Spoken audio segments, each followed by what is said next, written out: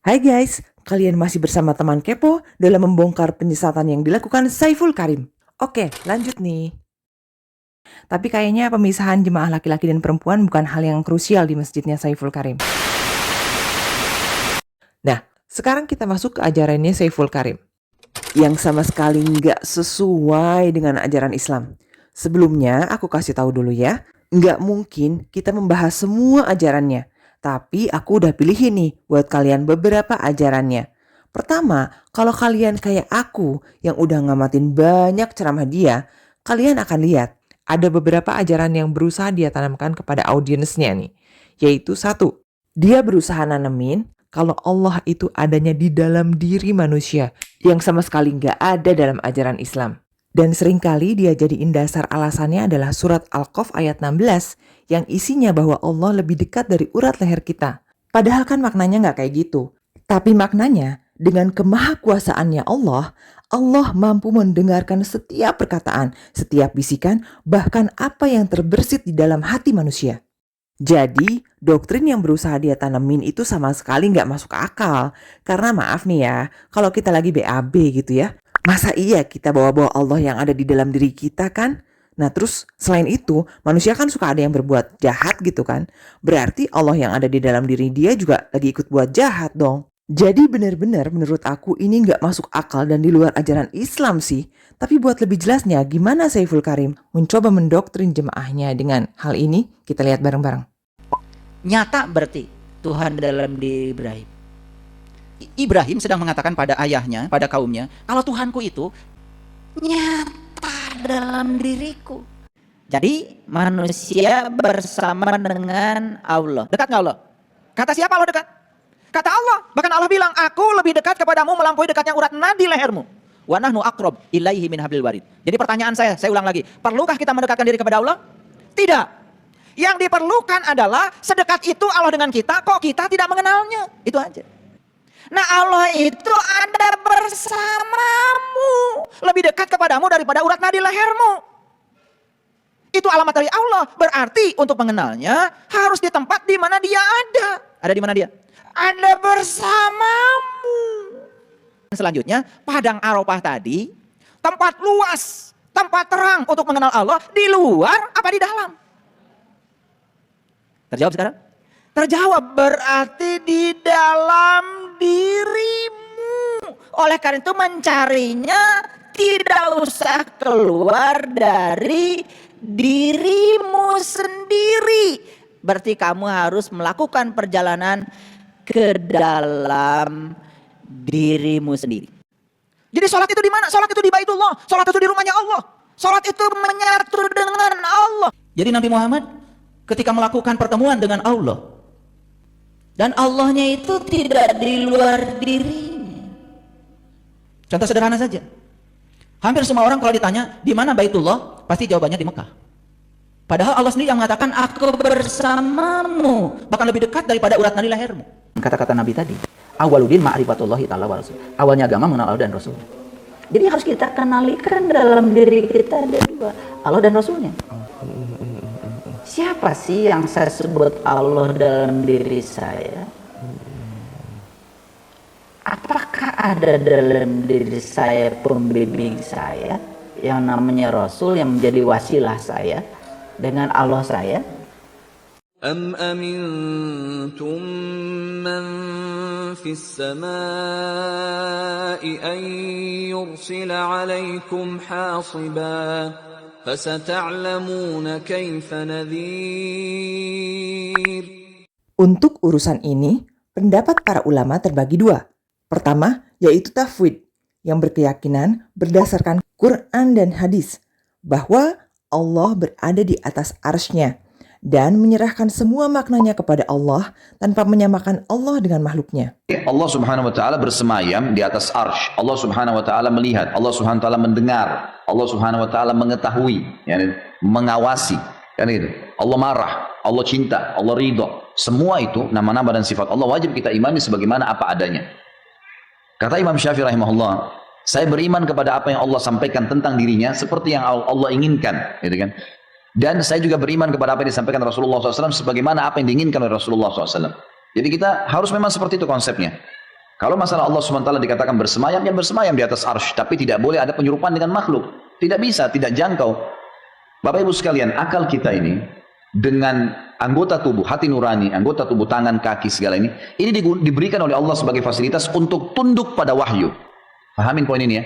Jangan wahyu yang Bapak Ibu korek-korek dengan akalnya, maunya wahyu sesuai dengan akalnya, nggak bisa. Kalau kita dahulukan akal, apa standarisasinya? Misal gini, kalau kita semua ini punya akal pikiran kita berbeda-beda semuanya. Yang satu suka kuning, yang satu suka kuning, yang satu suka biru, yang satu suka hijau, beda-beda warna, beda-beda bentuk, beda-beda jenis makanan, beda-beda keinginan kendaraan dan seterusnya. Baik, akal manusia berbeda-beda, diatur oleh wahyu. Wahyu yang mengatur, ada standarisasi. Bayangkan kalau kita balik, akal yang mengatur wahyu, akal siapa yang jadi standar? Kan gitu. Pendapat kedua yaitu takwil, yang memaknai keberadaan Allah itu tidak terbatas karena Allah tidak sama dengan makhluk. Sudah ada sebelum yang lain diciptakan dan akan tetap ada setelah semuanya sirna. Sehingga makna tempat dan posisi hanya pantas untuk makhluk yang diciptakan, bukan Allah yang Maha Pencipta. Allah duduk di atas kursi, aras di atas. Oleh sebab itu dalam akidah Ahlus Sunnah wal Jamaah, apa kata Sayyidina Ali? Allazi ayyanal aina la yuqalu annahu aina. Dia yang sudah ada sebelum waktu dan tempat ada, maka tak layak ditanya dia berada di mana. Dia sudah ada sebelum tempat itu ada. Dia sudah ada sebelum waktu itu ada. Tapi dia yang sudah ada sebelum waktu dan tempat ada, maka tak layak ditanya kepada dia di mana. Allahu munazzahun anil jihati sit, kata akidah Thahawiyah. Allah suci dari 6 arah. Sit 6. Dia tak di muka, dia tak di belakang, dia tak di kanan, dia tak di kiri, dia tak di atas, dia tak di bawah. Dia dekat tak bersentuh, dia jauh tak berantara. Orang yang menyamakan Allah dengan makhluk namanya mujassimah. Walaupun demikian, kedua pendapat tadi memiliki satu benang merah yang sama, yaitu mustahil untuk menyamakan Allah dengan makhluknya. Nanti pembahasannya, pemikirannya sama. Apa di antara kesamaannya? Jangan samakan sifat Allah dengan sifat makhluk. Tanzihu sifatillahi subhanahu wa ta'ala al-khaliq min sifatil makhluk. Menyucikan sifat Allah dari sifat makhluk. Kedua, Saiful Karim mencoba menerapkan kepada audiensnya untuk tidak percaya kepada surga dan neraka, untuk tidak percaya kepada malaikat, dan untuk tidak percaya pada siksa kubur. Dan ini semua tentu saja bertentangan dengan ajaran Islam dan juga bertentangan dengan rukun iman, yaitu iman kepada malaikat dan iman kepada qada dan qadar. Ada yang suka nawar-nawarin surga. Dia sendiri gak tahu surga itu apa. Masuk saja belum. Calo bukan itu? Ada yang suka nakut-nakutin neraka. Tanya, kapan lu pulang dari sana? Apa tuh namanya, surga yang seluas langit dan bumi, madamati samawati wal ardh itu di sini juga tuh ya. Kalau kita ngikutin logika yang dia pakai, emang ada gitu orang yang udah mati terus hidup lagi terus bilang surga dan neraka itu nggak ada kok, kita di sini aja nggak kemana-mana. Emang ada?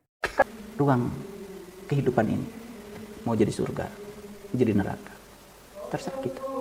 Kita yang mengkreasi surga dan neraka. Jadi kalau Mas Hendra marah sama saya, kemudian saya kena radiasi kan, kemudian saya marah, sudah terbakar api neraka saya. Sesederhana itu kalau bagi saya. Bagi saya, berarti semua itu karangan dia doang. Kullu nafsin dha'iqatul maut wa innama tuwaffawna ujurakum yawmal qiyamah. فمن زحزح عن النار وأدخل الجنة فقد فاز وما الحياة الدنيا إلا متاع الغرور. Sebenarnya apa sih fungsi surga dan neraka itu? Apakah konsep surga dan neraka ini masuk akal? Oke. Surga dan neraka adalah tempat setelah kematian di mana keadilan Allah akan ditegakkan seadil-adilnya. Karena nggak semua orang mendapat keadilan di dunia ini ternyata. Konsep surga dan neraka ini diyakini oleh agama-agama Abrahamik seperti Yahudi, Kristen, dan Islam. Dalam Islam, saat orang berbuat jahat di dunia, walaupun dia tidak mendapatkan hukumannya di dunia, maka pelaku kejahatan akan menerima hukuman mereka di akhirat dengan masuk ke neraka dan menerima segala siksaannya. Sebaliknya, Saat orang melakukan kebaikan di dunia, walaupun tanpa diketahui orang lain, maka mereka akan mendapatkan balasannya di akhirat dengan masuk ke surga dengan segala kenikmatan, keindahan, dan privilege-nya. Itu konsep simpelnya. Sekarang gimana kalau ternyata surga dan neraka itu nggak ada? Karena kata Saiful Karim kan, belum pernah ada orang yang mati terus hidup lagi untuk menceritakan kalau surga dan neraka itu ada, katanya. Pertama, omongan si Mang Epul ini konyol ya. Karena sejak kapan ada konsep kalau orang udah mati itu bisa bangun lagi? Itu satu. Kedua, dengan meyakini adanya surga dan neraka, ini bisa jadi alarm yang selalu mengingatkan kita untuk berbuat hal yang baik dan benar, serta meninggalkan perbuatan yang salah dan melanggar. Dengan begitu, perilaku kita terjaga. Saat kita meyakini bahwa surga dan neraka tidak ada dan merasa segala perbuatan kita tanpa konsekuensi, ini bisa bikin kita berbuat apapun untuk memuaskan keinginan kita tanpa peduli benar dan salah. Terus, katakanlah kalau surga dan neraka ternyata nggak ada.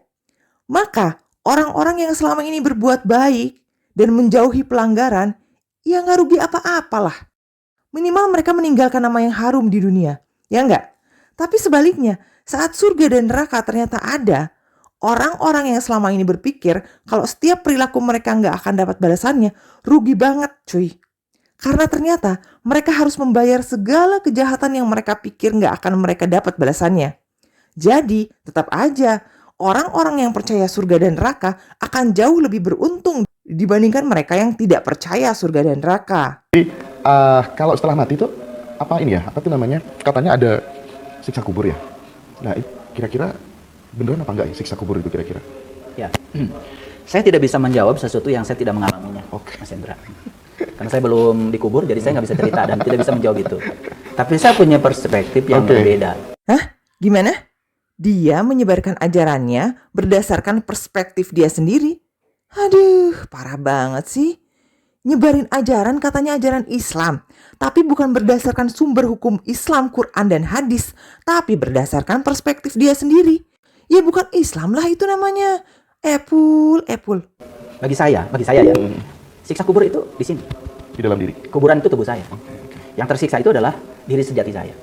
Ketika diri sejati saya keluar dari fitrahnya, misalkan saya melakukan kejahatan, saya berbohong, saya menyakiti orang, saya tersiksa di sini. Dan siksa kubur itu sudah terasa sekarang. ومن أظلم ممن افترى على الله كذبا أو قال أوحي إلي ولم يوح إليه شيء ومن قال سأنزل مثل ما أنزل الله ولو ترى إذ الظالمون في غمرات الموت والملائكة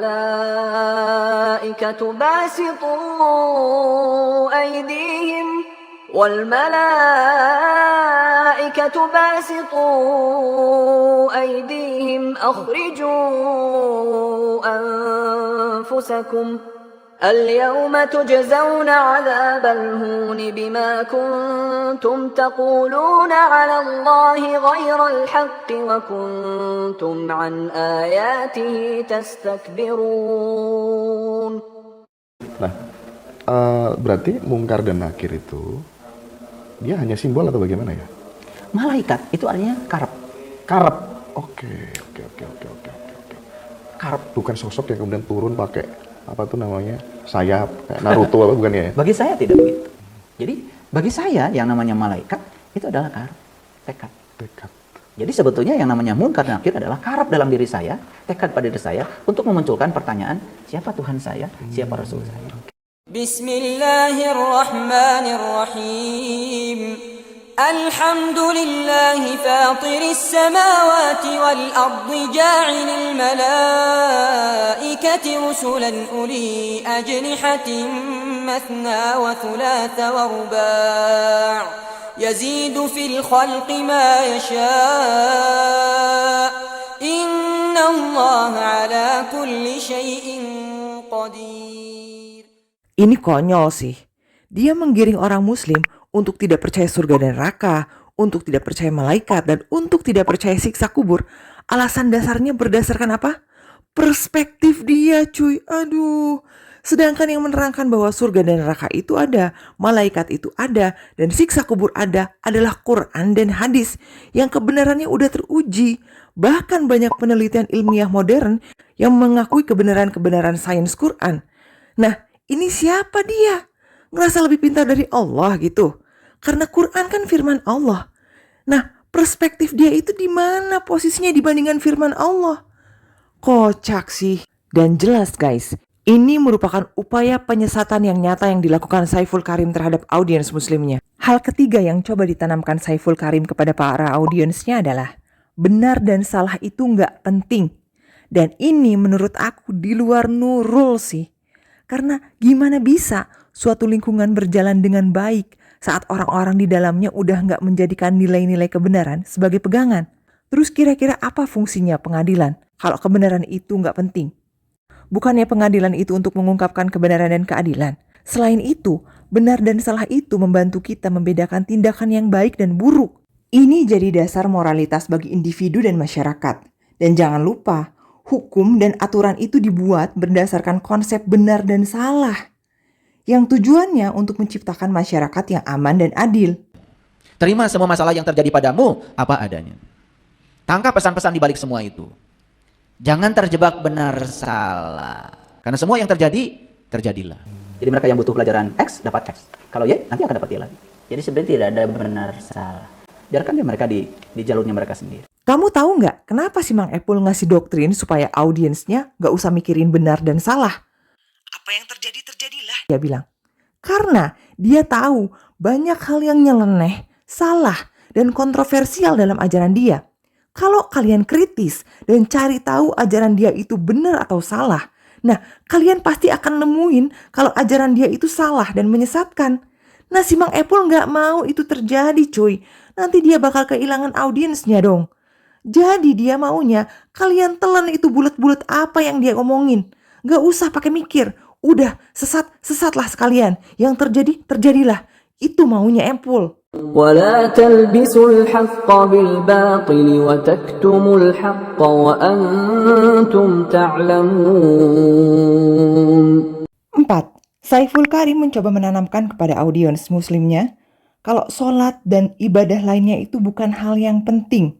Memang dia nggak ngomong secara eksplisit sih ya, tapi dari beberapa omongannya dan pernyataannya dia, kita bisa tangkap seolah dia tuh mau ngomong kalau sholat tuh nggak sepenting itu loh gitu. Dan untuk lebih jelasnya, ayo kita lihat bareng-bareng kayak gimana ya omongan dia. Kita sudah selayaknya menggeser definisi kesalehan. What? Karena selama ini orang soleh itu adalah orang yang, mohon maaf, rajin ke tempat ibadah, rajin melaksanakan ibadah. Aku mulai curiga dong waktu denger dia ngomong kayak gini. Kira-kira mau kemana sebenarnya arah omongan dia? Tapi kecurigaan aku terbantahkan pas denger omongan dia selanjutnya. Kalau itu betul kesolehan, tapi itu baru kesolehan individual.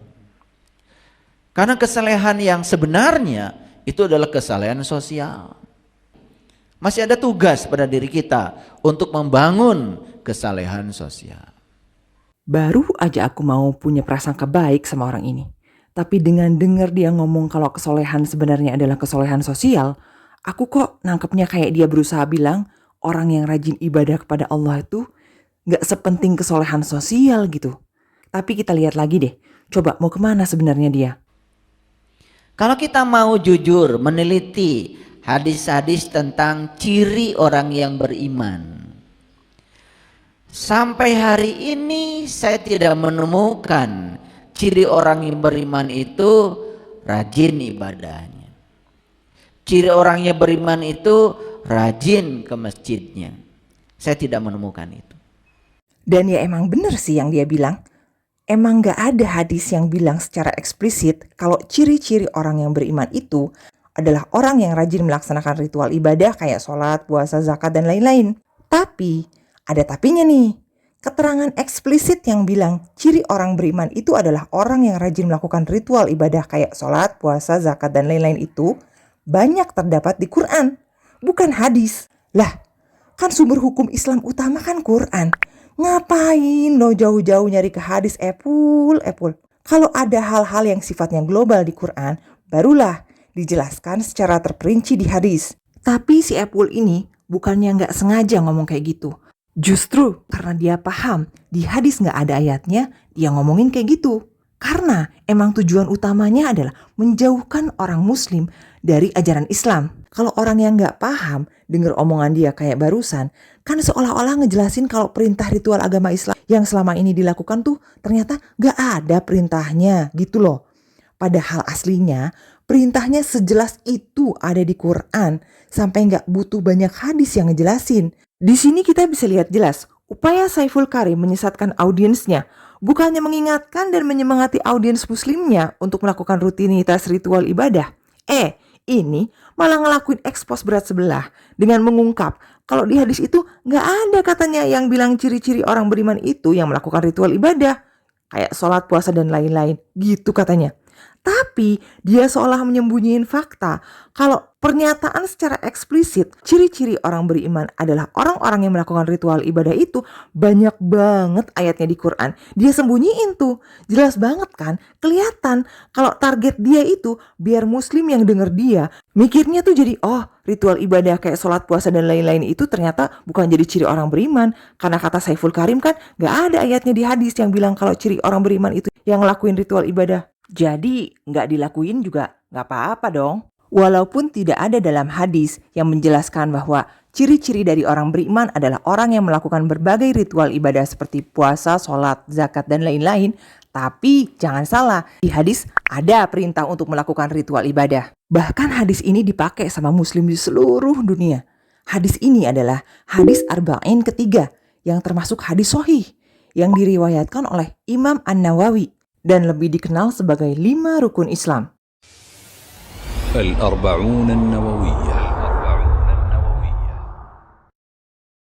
الحديث الثالث عن أبي عبد الرحمن عبد الله بن عمر بن الخطاب رضي الله عنهما قال: سمعت رسول الله صلى الله عليه وسلم يقول: بني الإسلام على 5: شهادة أن لا إله إلا الله وأن محمد رسول الله، وإقام الصلاة، وإيتاء الزكاة، وحج البيت، وصوم رمضان.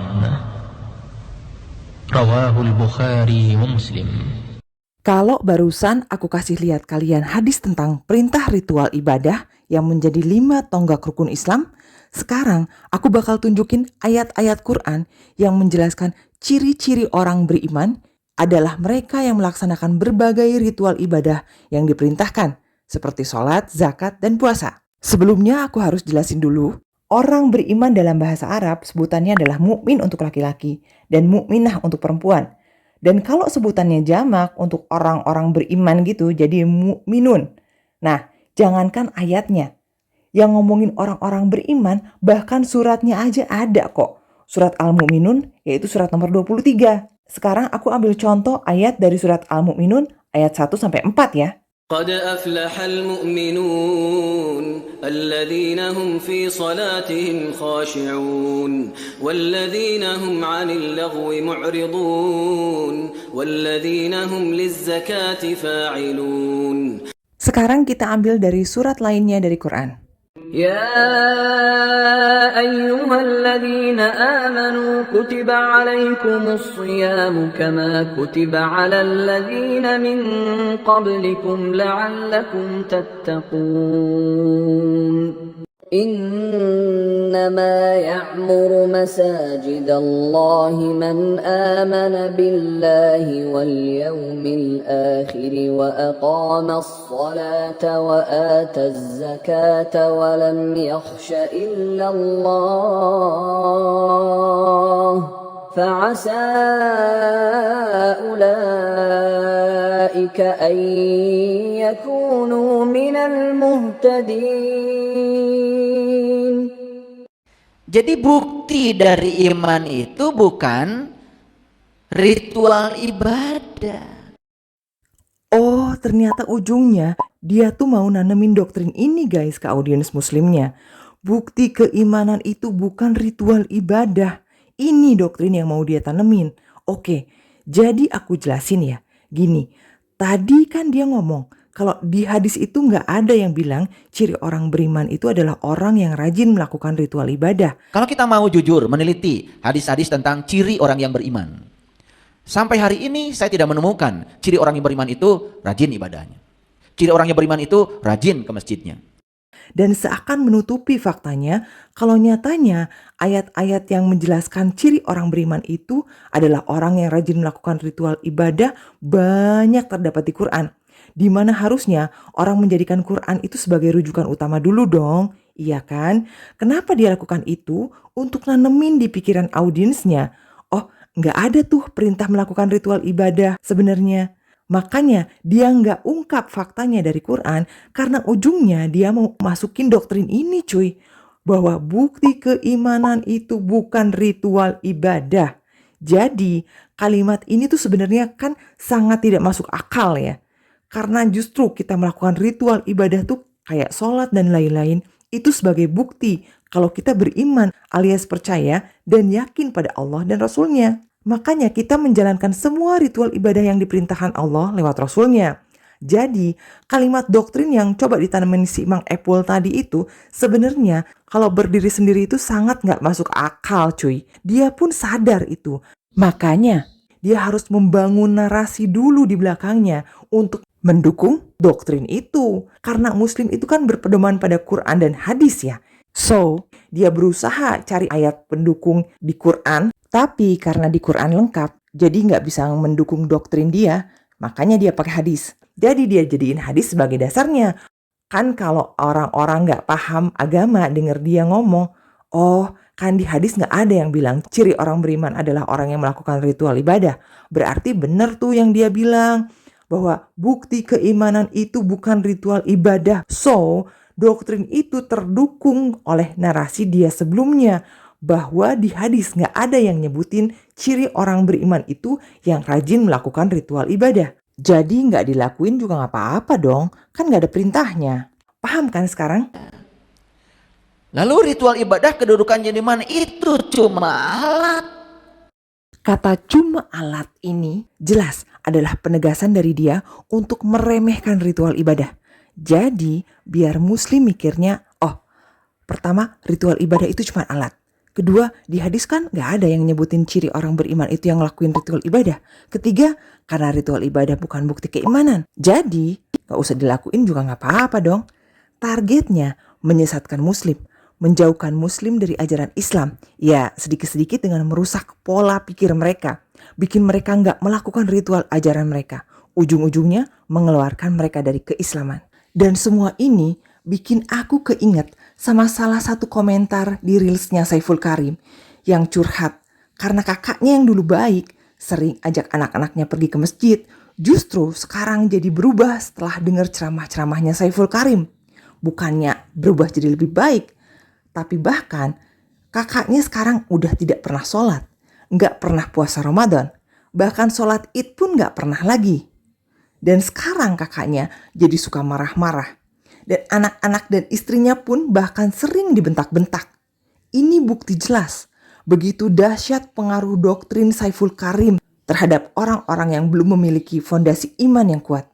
Dari omongan Saiful Karim barusan, kita bisa lihat jelas dia mencoba mendoktrin audiensnya untuk meremehkan sholat dan ritual ibadah lainnya.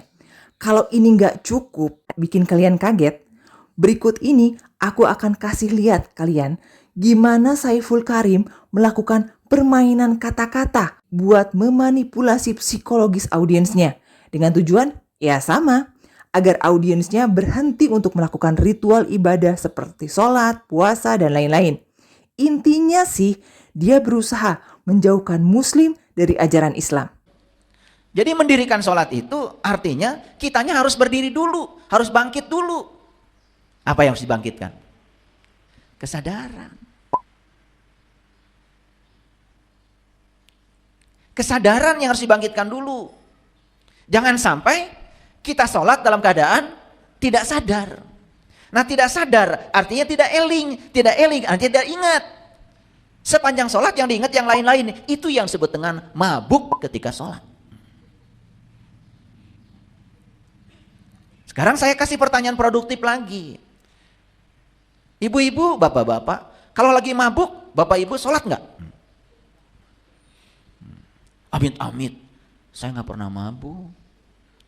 Karena otak kita merekam yang namanya mabuk itu minum khamar, minum minuman keras, betul nggak?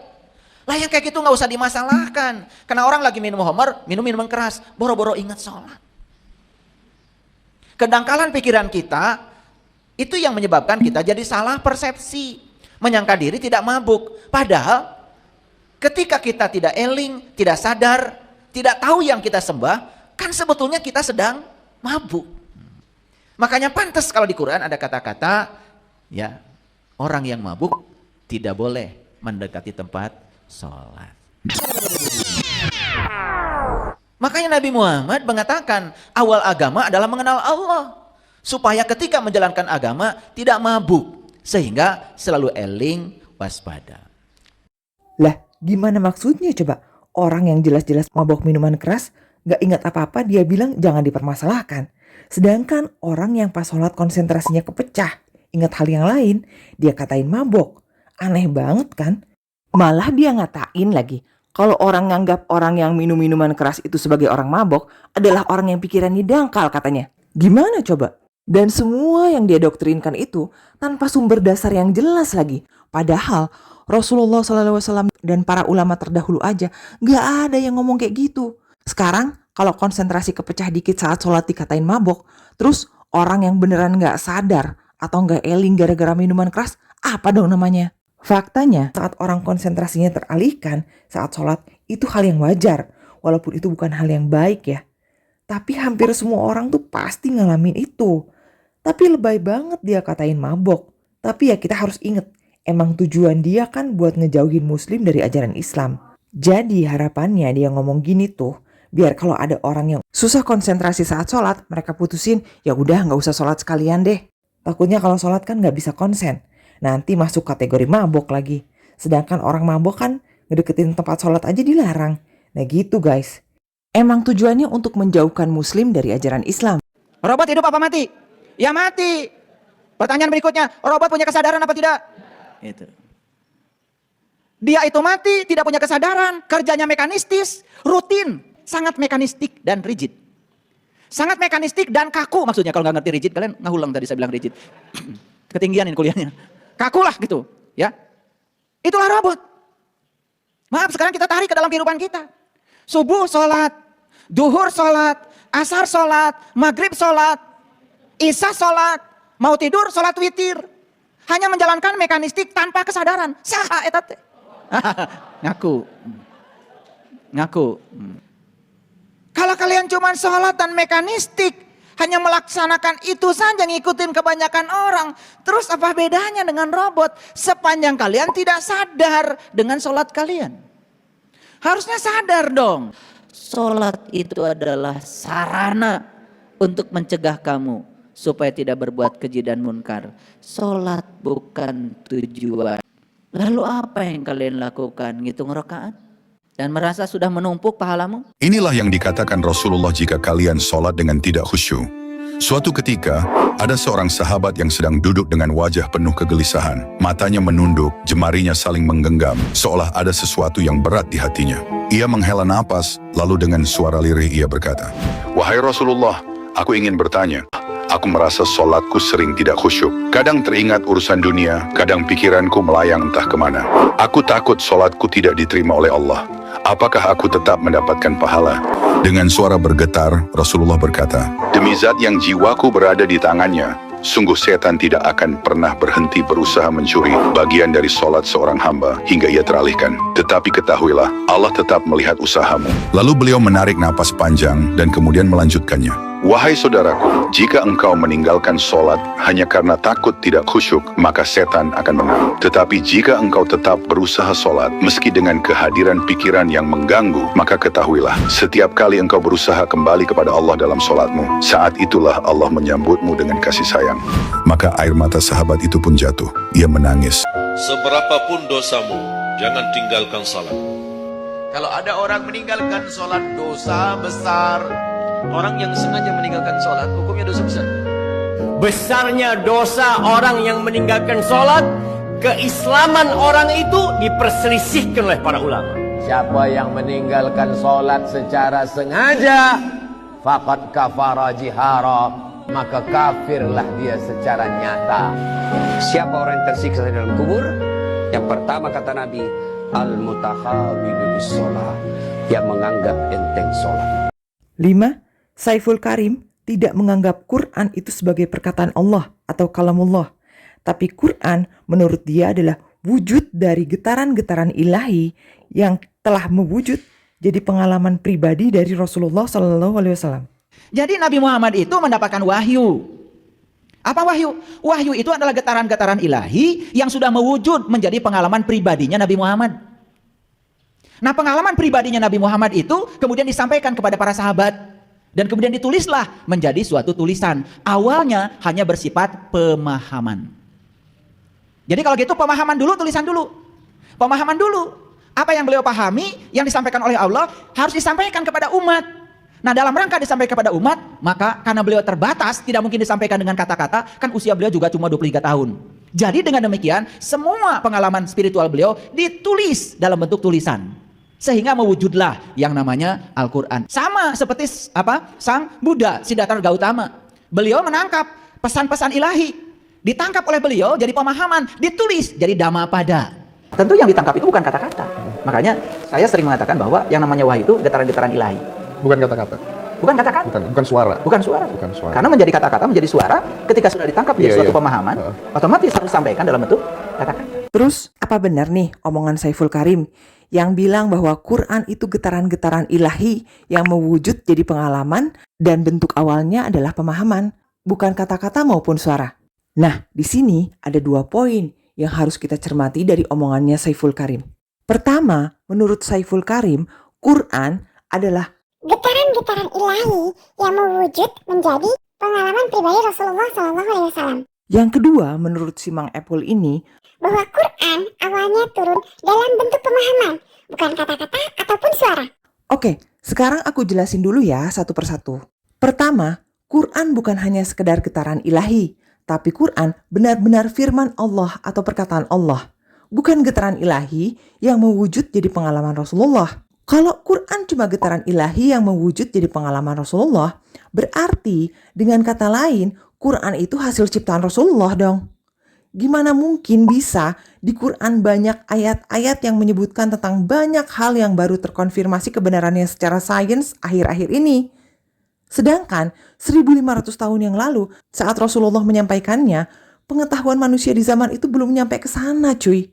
Belum lagi Rasulullah itu ummi, gak bisa baca tulis. Gimana bisa kalau memang bukan sang penciptanya yang langsung kasih informasi? Dan gak ada kitab suci lain yang mengandung banyak fakta ilmiah yang relevan dengan penemuan modern selain Quran. Cuman Quran yang begitu. Mau bukti? Oke. As far as it is known from the history of embryology, little was known about the staging and classification of human embryos until the 20th century. For this reason, the descriptions of the human embryo in the Quran cannot be based on scientific knowledge in the 7th century. The only reasonable conclusion is that these descriptions were revealed to Muhammad from God. He could not have known such details because he was an illiterate man with absolutely no scientific training. Muhammad could not have known these facts about human development in the 7th century because most of them were not discovered until the 20th century. Muslims and others are justified in concluding that these facts could only have been revealed to Muhammad by the one who knows all about us, not only about how we developed, but how we live and function. وَلَقَدْ خَلَقْنَا الْإِنسَانَ مِنْ سُلَالَةٍ مِنْ طِينٍ ثُمَّ جَعَلْنَاهُ نُطْفَةً فِي قَرَارٍ مَكِينٍ ثم خلقنا النطفة علقة فخلقنا العلقة مضغة فخلقنا المضغة عظاما فكسونا العظام لحما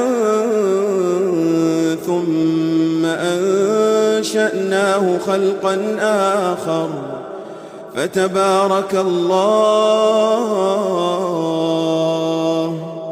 فتبارك الله أحسن الخالقين. Modern research shows that mountains are actually moving. They sway gently, humming with low-frequency seismic rhythms. We can't feel it, we can't hear it, but it's happening all the time. Now listen to this verse from the Quran. Revealed over 1400 years ago. You see the mountains, thinking they are firmly fixed, but they are traveling just like clouds. That is the design of Allah who perfected everything. Surely He is all aware of what you do. How could a man in the desert, without satellites or sensors, know this? Coincidence or a sign? Think deeply. وكل أتوه داخرين وترى الجبال تحسبها جامدة وهي تمر مر السحاب صنع الله الذي أتقن كل شيء إنه خبير بما تفعلون.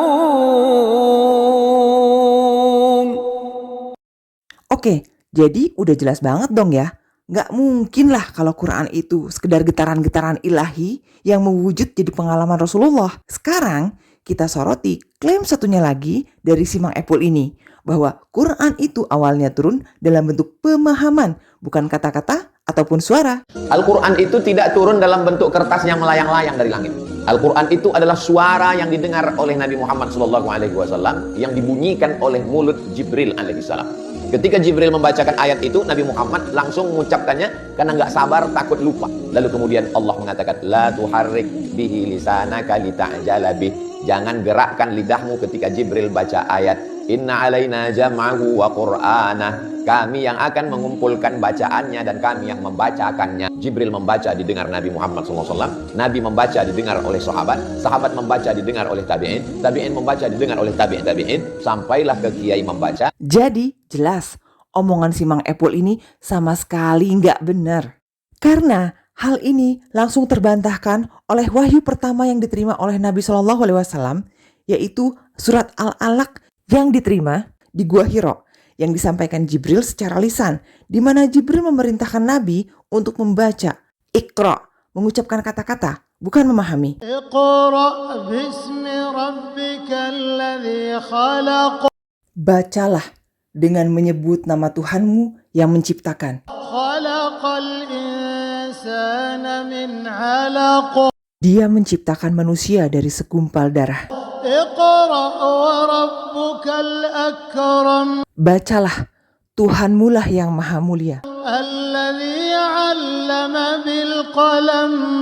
Yang mengajar manusia dengan pena. 'Allamal insana ma lam ya'lam. Dia mengajarkan manusia apa yang tidak diketahuinya. Jadi semuanya tuh udah sejelas itu loh. Di sini Allah memerintahkan nabinya untuk membaca kata-kata, bukan memberi pemahaman yang semu. Ayat pertama yang turun adalah perintah bacalah, Iqra. Kalau nggak ada kata-kata, kira-kira apa coba yang harus dibaca? Dan di ayat keempat, bunyinya yang mengajar manusia dengan pena. Ini juga sebagai petunjuk yang jelas bahwa wahyu diberikan dalam bentuk tulisan, karena pena digunakan untuk menulis, bukan memahami. Terus kenapa dong Simang Epul ini ngomongnya kalau Quran itu isinya wahyu yang merupakan getaran-getaran ilahi yang mewujud jadi pengalaman Rasulullah dan awalnya Quran itu dalam bentuk pemahaman? Kenapa coba dia ngomong kayak gitu? Karena ya tentu saja guys, Simang Epul ini punya agenda lain. Lewat upayanya mendoktrinkan dua hal tadi tentang Quran. Lewat doktrin Quran itu getaran-getaran ilahi yang mewujud jadi pengalaman Rasulullah. Nah, di sini dia secara tidak langsung mencoba menanamkan bahwa Quran itu berarti kata per katanya adalah hasil ciptaan Rasulullah, bukan lagi firman Allah seperti yang selama ini diyakini Muslim di seluruh dunia. Dengan begitu, dia berusaha menurunkan kesakralan Quran sebagai firman Allah. Selanjutnya, lewat doktrin Quran itu awalnya pemahaman, bukan kata-kata ataupun suara. Nah, di sini Simang Epul berusaha menanamkan kepada Muslim untuk tidak terlalu terikat dengan kata-kata di Quran secara letter-let. Dengan begitu, akan jadi lebih mudah buat dia kalau dia mau nambah-nambahin atau melintirin ayat Quran. Contohnya nih, kayak yang dia lakuin saat menjelaskan yang ini nih. Di sini, dia lagi nerangin maksud dari Quran surat Az-Zukhruf, surat ke-43, ayat 26 dan 27. Di ayat 26-nya, Dan ingatlah ketika Ibrahim berkata kepada bapaknya dan kaumnya, sesungguhnya aku tidak bertanggung jawab terhadap apa yang kamu sembah, terus ayat ke-27-nya, kecuali kamu menyembah Allah yang telah menciptakan aku, karena sungguh Dia akan memberi petunjuk kepadaku. jelas di sini Nabi Ibrahim berlepas diri dari kelakuan kaumnya yang menyembah kepada selain Allah. Dan beliau hanya berfokus kepada Allah karena yakin hanya Allah lah yang mampu memberinya petunjuk. Intinya di sini Nabi Ibrahim sedang menjelaskan tentang tauhid. Tapi lihat nih, apa yang Saiful Karim jelasin tentang dua ayat ini. Nyata berarti Tuhan dalam diri Ibrahim. Ibrahim sedang mengatakan pada ayahnya, pada kaumnya, kalau Tuhanku itu nyata dalam diriku. Kalian lihat, padahal nggak ada sedikit pun penjelasan apapun yang menyinggung tentang Allah ada di dalam diri Nabi Ibrahim. Tapi di sini, dia sengaja mengubah makna dari ayat ini untuk memasukkan ajarannya yang sebenarnya jauh panggang dari api, alias jauh banget dari makna sebenarnya yang sama sekali nggak menyebutkan tentang Allah ada dalam diri Nabi Ibrahim. Nah, kita balik lagi ke doktrin yang coba ditanamkan Saiful Karim tadi tentang Quran. Dengan menanamkan kepada audiensnya kalau Quran itu getaran-getaran ilahi yang telah mewujud jadi pengalaman Rasulullah dan awalnya berupa pemahaman. itu tujuannya agar kalau dia merubah makna ayat Quran kayak gitu, nggak dipermasalahkan guys. Toh, Quran kan getaran ilahi yang telah mewujud jadi pengalaman Rasulullah. Berarti kata perkatanya bikinan Rasulullah dong. Dan awalnya kan berupa pemahaman. Jadi cincailah kalau dirubah-rubah dikit. Kan siapa tahu juga emang pemahaman si Mang Epul ini yang benar. Soalnya kan cara memahami sesuatu untuk tiap orang kan bisa beda-beda. Nah gitu guys. Terus apa efeknya kalau hal ini terus dibiarkan? Wah, ini benar-benar bahagia cuy. Karena justru sampai detik ini, Quran itu keotentikannya atau keasliannya terjaga hampir 1500 tahun karena Muslim mengetahui berbagai kebenaran Quran itu memang tidak terbantahkan. Maka Muslim di seluruh dunia yakin memang Quran adalah firman Allah. Makanya setiap kata dihafalkan secara letter-let dari bahasa aslinya yaitu bahasa Arab. Dengan demikian keasliannya terjaga hingga sekarang dan ajarannya pun terjaga sampai sekarang. Karena secara kata per kata dimaknai kembali ke bahasa aslinya. Kalau sekarang Quran udah mulai dirobah-robah, dipelintir, dimaknai secara berbeda, tidak diyakini lagi kesakralannya sebagai firman Tuhan atau firman Allah, dan menerima makna yang di luar konteks aslinya karena dipahami awalnya saja berupa pemahaman, bukan kata-kata ataupun suara, maka ini bisa merusak akidah Islam guys. Contoh nih, ada ayat yang bilang kalau makan babi haram. Nah, si Mang Epul bisa melintirin kalau babi itu diharamkan dulu karena kotor. Jadi, kalau babi dirawat di peternakan yang bersih dan sehat bisa halal. Nah gitu cuy. Orang-orang yang kemakan omongan racunnya si Mang Epul ini tanpa berpikir bisa terjerumus kan. Dan kesesatan yang digiring si Mang Epul ini tuh bisa tentang banyak hal. Mulai dari fikih sampai tentang tauhid. Lama-lama kalau dibiarin, Islam akan jadi agama yang jauh berbeda dari ajaran aslinya sendiri. Bahkan bisa memecah belah umat Islam itu sendiri. Jadi ini tuh memang sebahaya itu guys.